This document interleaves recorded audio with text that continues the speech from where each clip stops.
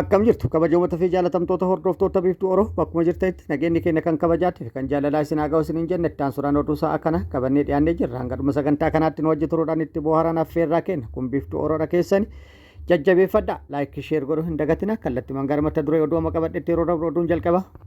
Miseensonni raayyaa ittisa biyyaa lola biyyattii keessatti gaggeeffamaa jiru irratti yeroo garagaratti dirree lolaatti madaa'an hiriira mormii gaggeessanii jiru.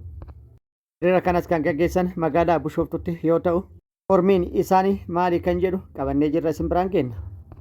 Oduun itti aanus oduu hiriira mormiiti. Barattoonni yuunivarsiitii Amboo hiriira mormii gaggeessanii jiru. Barattoonni yuunivarsiitii Amboo rakkoolee garaagaraa yuunivarsiitii keessatti raawwatamaa jiran yookaan dhaqqabaa jiran wal qabsiisuudhaan har'a hiriira mormii gaggeessanii jiru. Maal mormatan dabalata odeeffannoo kana qabannee jirra isin biraan kenna.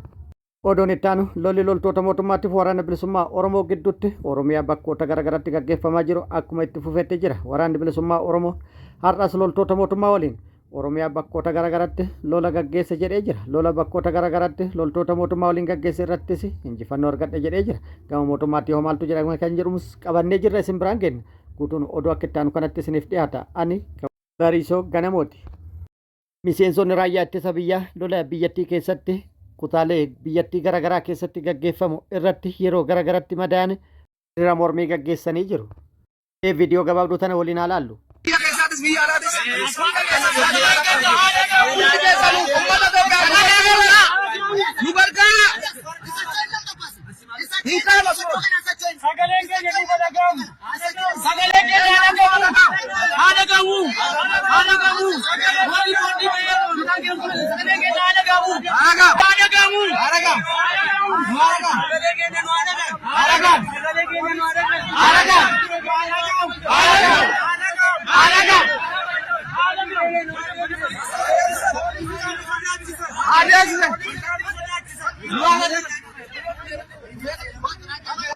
Akkuma viidiyoo kanarraa argaa jirtanitti loltoonni kunneen hiriira mormii gaggeessuun sagaleen keenya nuuf haa dhagahamu jechuudhaan hiriira mormii gaggeessanii jiru. Lola bakkoota garaagaratti gaggeeffamaa ture irratti kan madaa'anii fi erga madaa'anii booda wantoonni isaan barbaachisu isaaniif hin taane yookaan wantoonni nu barbaachisu nuuf hin taane jechuudhaan komii kan kaasan erga madoofne deebinee booda eenyullee duuba deebi'ee nu hin laalle ganamnee jirra gatamnee jirra jechuudhaan hiriira mormii gaggeessuun sagalee dhageessifatanii jiru. Miseensonni raayyaa ittisa biyyaa kun hiriira mormii kana kan gaggeessan magaalaa Bishooftutti yoo ta'u, erga isaan hiriira mormii gaggeessanii booda bulchiinsi yookaan kantiibaa magaalaa Bishooftuu waliin marii taasise jedhamee jira.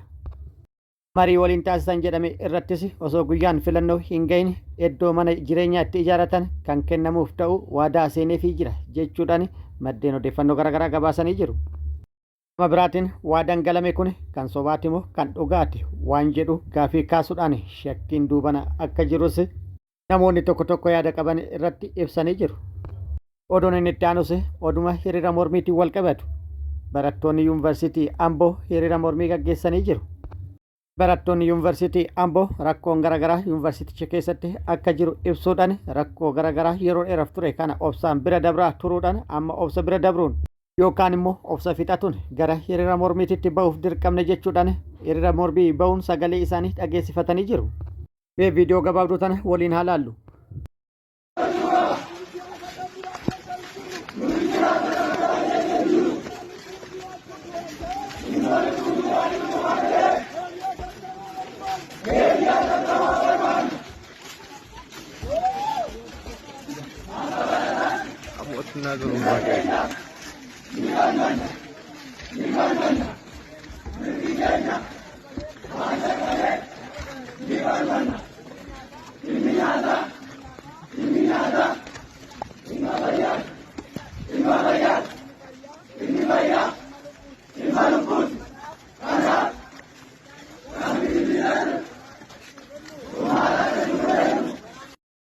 Akkuma viidiyoo kana irraa argitanitti barattoonni kunneen dhaadannoo garaagaraa kaasuudhaan sagalee isaanii dhageessifatanii jiru. Keessattuu dhimma fayyaatii fi dhimma nyaataatiin wal qabatee rakkoon guddaan akka jiru dhageessisanii jiru. Nyaataan wal qabatee komiin guddaan jiru nyaanni qulqullinaan qophaa'aa hin jiru yookaan immoo hojjetamaa hin jiru. Akka ragaatti viidiyoo takka dhiyeessuun wanti nyaata keessa jiru tokko raammoo haa ta'u bofa haa ta'u waan isaa hin beeknu jechuudhaan ibsa itti kennanii jiru. Haaluma wal fakkaatuun qulqullinni meeshaan nyaanni itti qophaa'ullee kan hin eeggamnee fi rakkoo guddaa kan qabu ta'uu ibsanii jiru. Gama fayyaatiinis barataan yoo dhukkubsate tajaajila argatuun rakkoo guddaa ta'e jedhamee jira. Dhimma kanarratti Jawaar Mohaammed odeeffannoo dabarsee jira. Odeeffannoo dabarsee rakkoon guddaan barattoota yuunivarsiitii Amboo rakkoo bulchiinsaati jedhee jira. Maddeen garaagaraatti fi barsiisota yuunivarsiitichaa kan maqaan isaanii hin dhahamin waabeffachuun odeeffannoo dabarse kanaan bulchiinsi yuunivarsiitichaa kan ga'umsa hin qabnee fi garee ijaaratuun yuunivarsiitii keessatti rakkoolee garaagaraa uumaa kan jiran ta'uu fi akkasumas bulchiinsi yuunivarsiitichaa damee hundarratti garee uummatuun gareen inni uume immoo saamicha irratti bobba'uun miidhaa guddaa yuunivarsiitii keessatti gaggeessaa jiru jechuudhaan odeeffannoo Jawaariif kennamee jira. Dabaluunis gareen bulchiinsi yuunivarsiitichaa ijaaratu kun kan naannummaa irratti hundaa'e ta'uudhaan dhiibbaa guddaa keessoo yuunivarsiitii keessatti uume jedhamee jira.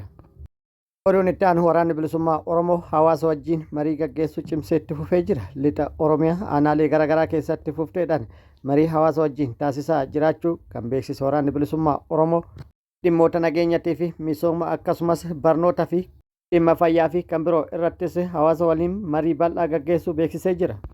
Marii aanaa Saasiggaatti gaggeeffame kan itti aanu kanatti qabannee jirra. Waboon zoonii lixaa aanaa Saasiggaatti marii bal'aa haala yeroo irratti uummata waliin taasisuu beeksise.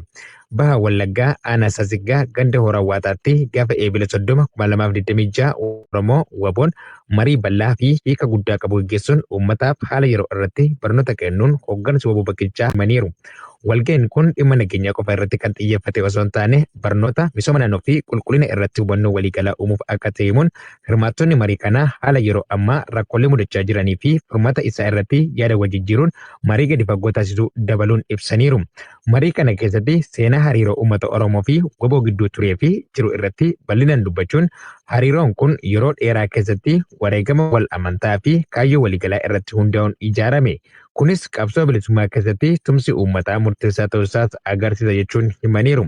Dabalataan mariin kun dhaloota ammaa fi gahee isaan fuulduraaf qabsoo keessatti qaban irratti xiyyeeffateera. Dargaggoonni akka humna jijjiiramaa fi bu'uuraalee egeree ta'anii ilaalamanii barnoota dammaqinaa fi siyaasaaf hirmaannaa isaan barbaachisaa ta'uu irratti gorsa bal'aa kennaniiru. Hirmaattonni hedduun dhaloonni ammaa seenaa kaleessaa irraa barachuun egeree fooyya'aa ijaaruuf dirqama qaba jechuun yaada isaanii bifa gammachuun ibsataniiru.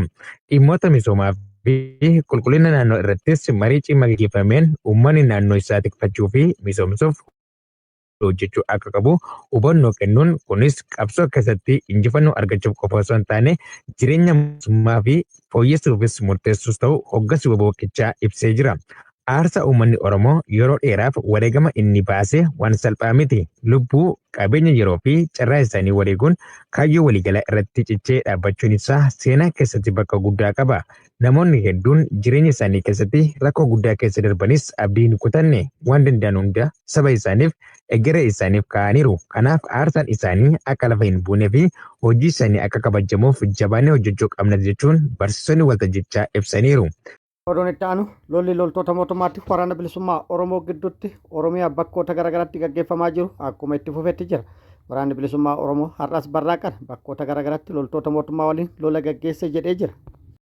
Lola loltoota mootummaa waliin gaggeesse irrattis injifannoo argadhe jedhee jira. Lixaa fi giddugalatti lolli guddaan bakkoota garaagaraatti kan gaggeeffame ta'uu kan beeksise yoo ta'u waraanni bilisummaa Oromoo miidhaa guddaa kan qaamattii fi kan lubbuu loltoota mootummaa irratti dhaqqabsiise jedhee jira.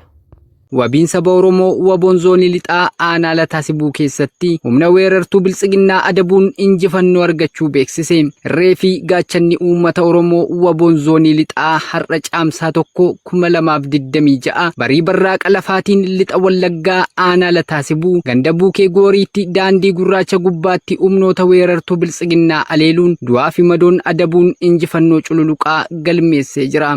Lola kanaanis humna diinaa irraa shambattalatti ajjeesuun lama ammoo madoo cimaa dandammiin qabnee nadabee qawwee akaamaa tokkorraa hiikkachuun lolicha milkiidhaan goolabee jira. Haaluma wal fakkaatuun waraanni bilisummaa Oromoo achuma lixa Oromiyaa Wallagga Bahaa aanaa Goobuu Sayyoo ganda Sooletti loltoota mootummaa irratti har'a barraaqan haleellaa raawwatuun injifannoo argadhe jedhee jira. Haleellaa raawwateen hedduu miidhaa qaamattii fi kan lubbuu irratti rakkabsiisuun meeshaalee waraanaa hedduus irraa hiikkadhe jedhee jira. Meeshaalee waraanni bilisummaa Oromoo hiikkadhe jedhese kan viidiyoo irratti argitan kana yoo ta'u, AKM 7 fi meeshaaleen biroollee kan argitan kanadha. Waraanni bilisummaa Oromoo loltoota mootummaa waliin giddu galaa fi akkasumas kibba baha Oromiyaatti lola waliin gaggeessu odeeffannoon nu ga'ee jira. Lola zoonilee fi bakkoota garaagaraatti gaggeeffame irrattis waraanni bilisummaa Oromoo injifannoo argachuu odeeffannoon nu ga'ee jira. Yeroo itti aanutti guutuu isaa qabannee akka isin biraan geenyu ta'a. Oduun inni itti aanu kan viidiyoo irratti argitan kana yoo ta'u, humni viidiyoo irratti argitan kun humna haaraa lixa Oromiyaatti leenjii loltummaatii fi leenjii siyaasaa gahumsaan fudhatee leenjii isaa xumuruudhaan eebbifamedha. Isaan viidiyoo irratti argitan kunneenis miseensota raayyaa ittisa biyyaa mooraa waraana mootummaa gadhiisuun gara mooraa waraana bilisummaa Oromoo dhufuudhaan waraana bilisummaa Oromootti makamanidha. Akkuma viidiyoo irratti argitanitti isaan kunneen hidhannoo guutuu wajjin gara mooraa waraana bilisummaa Oromoo dhufuudhaan waraanni bilisummaa Oromoo simannaa ho'aa taasiseef jedhee jira. Kabajamoota fi jaalatamtoota hordoftoota keenya oduun ammaaf qabanne kan hanga ammaa kana guutuu oduu wajjin isin wajjin kan ture ani Bariisoo Ganamooti. Hanga yeroo itti aanutti deebinee wal agarrutti nageenyi Rabbii isiniif haa baay'atu. Nagatti nu turaan hawwii kenna. Nagatti nu tura.